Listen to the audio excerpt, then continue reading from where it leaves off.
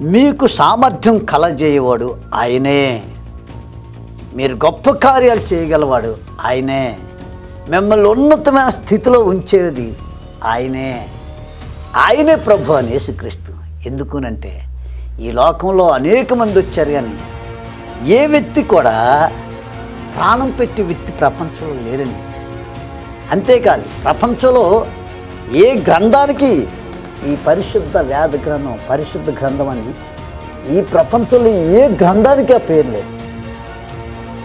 వాళ్ళు గొప్ప గొప్ప వాళ్ళు అయితే అవ్వచ్చు, కానీ ఒక్క ప్రపంచంలో ఏకైక గ్రంథం పరిశుద్ధ గ్రంథం అని, హోలీ బైబిల్ పరిశుద్ధ గ్రంథం అని, ఒక్క పరిశుద్ధ గ్రంథం అనేటువంటి బైబిల్ మాత్రమే అంటారు. ఎందుకంటే ఆయన పరిశుద్ధుడు కనుక. ఆ పరిశుద్ధుని దేవుడి లోకానికి వచ్చి సర్వమానవాళి కోసం రక్తం కార్చి రక్షించుకున్నాడు తన ప్రజల్ని.